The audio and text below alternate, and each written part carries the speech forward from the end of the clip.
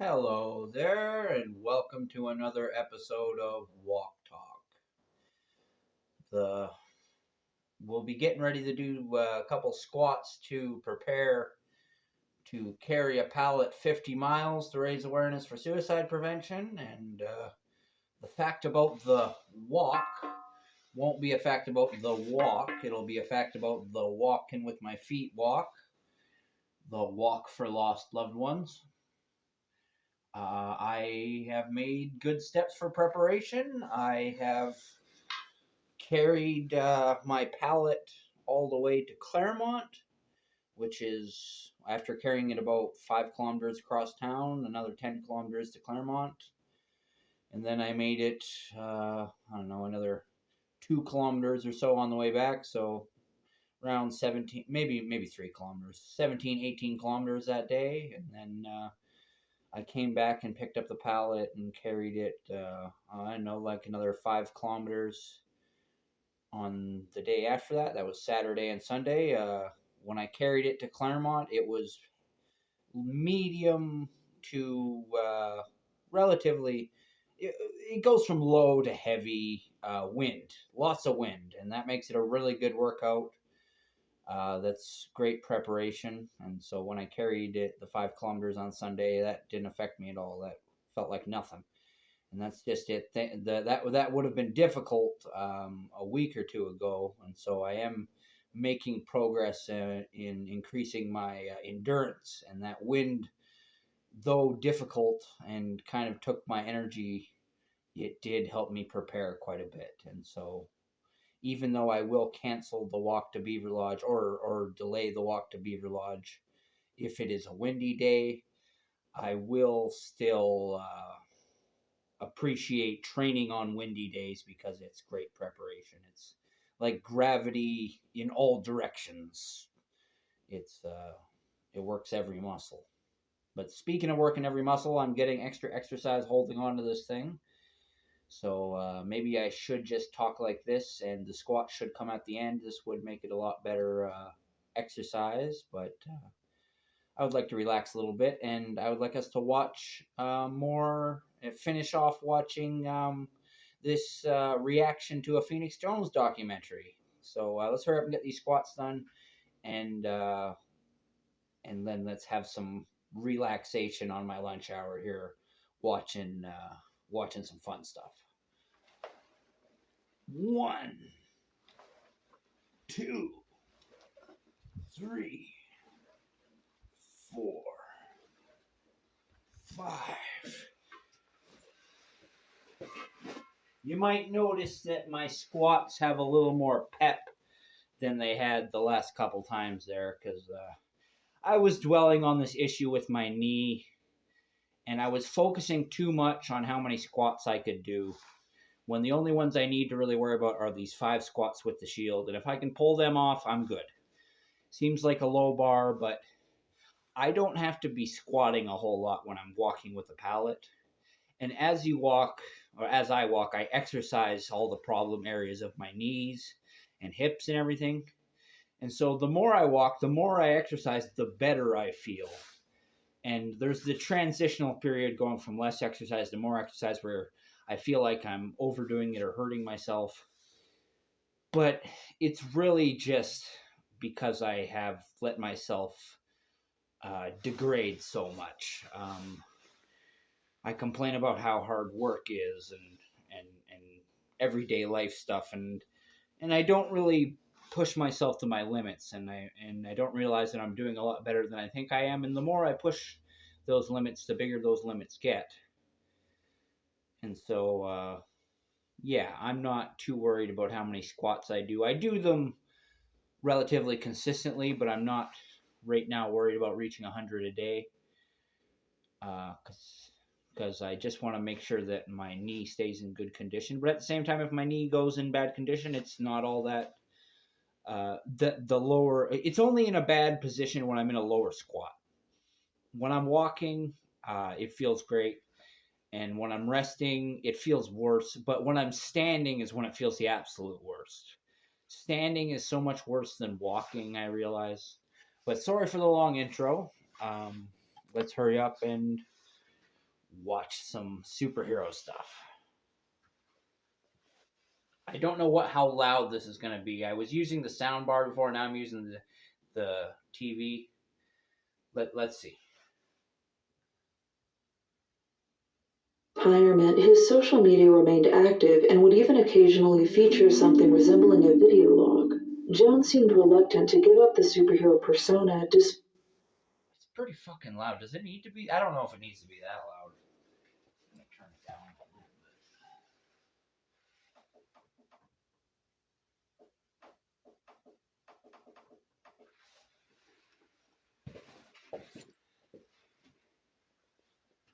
Despite no longer donning the costume for regular patrols. But toward the end of the year came a sudden absence. The videos. So I just want to fill you in on one more thing for the new viewer that just came in. You just saw one of his tweets. He was like, "Find Nicole." I forgot what her last name was. Westbrook. Find Nicole's killer. So one of the traumatic things that happened in this guy's life as a superhero was that he was fighting crime, and a woman that he was sticking up for was shot and murdered in front of Nicole him. Westbrook. So he couldn't get over it, which, I mean, not many of us could have, but he couldn't get over it. He never dropped it. It clearly was an element in his spiral downhill. The tweets, it all abruptly stopped. Not known for shunning the limelight, Phoenix's drop in activity was unusual. But fans wouldn't know why until 2 months later, when news broke of Phoenix Jones's latest and most unexpected arrest. As articles from the Seattle Times, Newsweek, and many other sources report, in November of 2019, 2 confidential witnesses approached the Seattle Police Narcotics Division. I will say, as disappointing as it may be to many people, that Phoenix Jones was involved with the trafficking of drugs one way or the other. It's not like interesting. It's obvious why it happened. They caught him doing a bad thing, but the thing that is also obvious is they spread the word about it, where a regular citizen would commit a crime and it might not necessarily be outed in the public. It would be a thing between them and the system. Phoenix Jones has to face the court of public opinions, which is just as harsh or even harsher than the real courts. But see the symbol, be the symbol, man. That is what you have done to yourself, especially when he puts himself as the number one, the best. Like your standards got to be way the fuck up here. Like he acted like it was, like the way he talked to drug dealers. It was, you do have a choice. I know you say you're just feeding your family, but you don't have to do this. And here's Phoenix Jones now himself in a similar situation where someone could be saying that to him, that you had a choice, Phoenix, and he knew he did something wrong, but he says he was more of a middleman. That's what he claims, is that he was handing off a bag that he knew had drugs in it, and so he was guilty, but he wasn't actually the dealer per se. But yeah, I'll just say the court of public opinions is going to go full force on him, more so than average citizen would have to deal with that. But then again, all criminals get lumped together. How does it feel to be the criminal when you talk about criminals as like a blight on society? You forget that they're people, and it's like, yeah, you're a person, Phoenix Jones. You're a superhero, but now a criminal, and it's like people will judge you very harshly, just as you have judged other people harshly. But I'm just rambling now. Jones, they claimed, was a drug dealer and had been for some time. Following the tip, a narcotics detective operating under the alias Other people do claim he was full on dealing drugs. He just doesn't make that claim. Mike began texting Phoenix with the intent of purchasing $500 worth of MDMA from the former hero. Jones requested $300 be transferred up front to his Venmo account. Days later, Phoenix arrived at the 3rd Avenue Starbucks to meet Mike. The whole interaction took less than a minute as Phoenix exchanged a brown paper bag for the remaining 200 in cash. What's in there? Is there a cigarette in there? Is that what's muffin? Lab testing confirmed the substance in the bag to be what was advertised. The officer arranged a second meeting with Jones but had trouble following through. Jones would postpone or fail to appear at meeting locations even after accepting an additional $500 via Venmo transfer. A second persona was So while the cops are trying to sting Phoenix, Phoenix Jones ripped them off $500. I, I think that's hilarious. I'm sorry. created, this time a female. Laura was more conversational and appeared impressed when Jones asked her to Google him, revealing that the individual she had agreed to purchase cocaine from was in fact a real-life superhero. After a few... Can you imagine it's that? Can you, like what woman,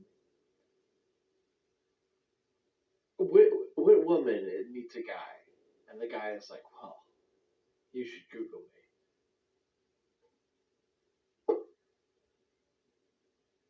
And then she Googles him, and he's a real life superhero. He's wearing a costume. And then her response is, oh my god, superheroes are hot. Yeah. I mean, this woman. Some people are really into superheroes. Head for the hills. Being a guy who's 45 years old and who has experienced many women, not a plethora of women, but I've experienced personality-wise enough women to know when to head for the hills. Head for the hills. Today's studying report, a second meeting was scheduled.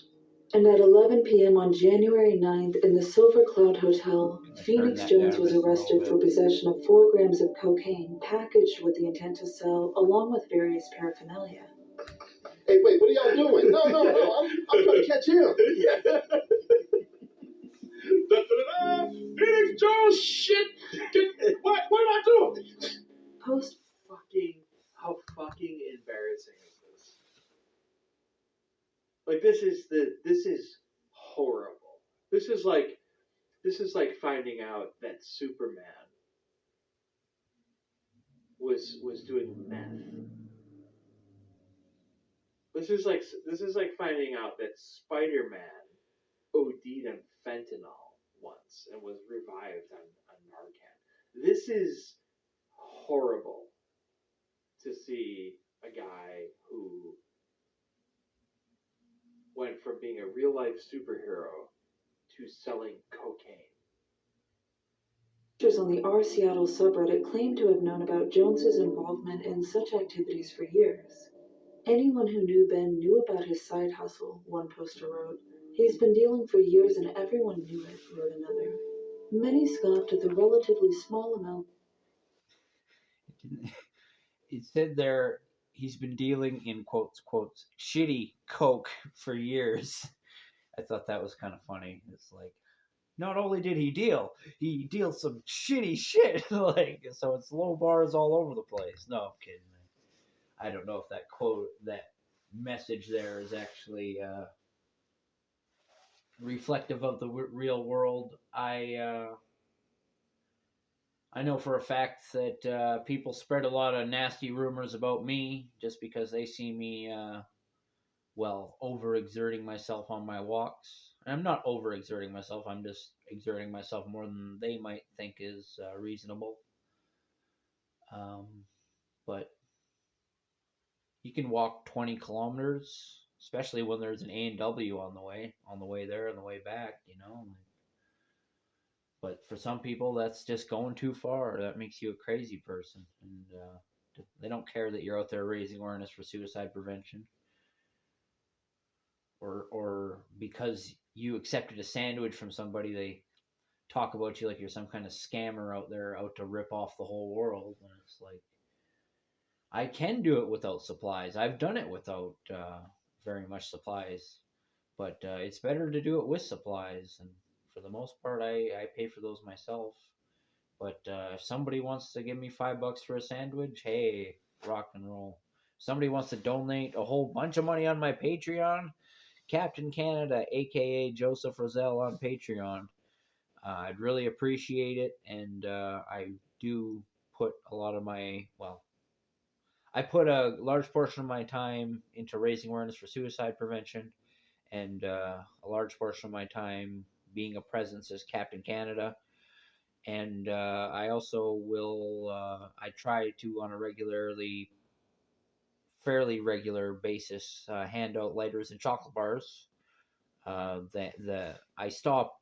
My goal is to end up at the homeless shelter, but I hand out lighters and chocolate bars to everyday people. You don't have to be homeless to accept a little something from Captain Canada. If I had more resources, I would probably hand out more stuff. I think the handouts are just as important as being there for somebody in an emergency situation. Obviously, helping somebody in an emergency situation is more important, but there are emergencies every day, and I can be ready to call 911 or have my first aid kit on me or my Narcan to make sure I can help somebody. But I help with the resources I have, and so if somebody gives me more resources, I can use those resources to do more. But it is what it is. Every little bit counts. And even if nobody donates a dime, we're still all in this together. Let's watch a little bit more just for a couple minutes. Of narcotics Jones was arrested for dealing. Some pointed out that there were more harmful drugs than MDMA being sold on the streets of Seattle. One poster claimed Jones carried other illicit substances, writing, "He once accidentally gave roofies to a friend, telling her it was Molly, which means he keeps it in his inventory." In a podcast titled Super Yourself, Dark Guardian host and longtime critic of Jones interviewed former Rain City superhero. Since that was a story about Phoenix Jones accidentally giving someone, they just said what it was called, the date rape drug, roofies. That it just wasn't coming to me. I could remember Molly, but roofie was just not coming to me. But anyways, there's apparently another story where Phoenix Jones had roofies, and apparently his girlfriend.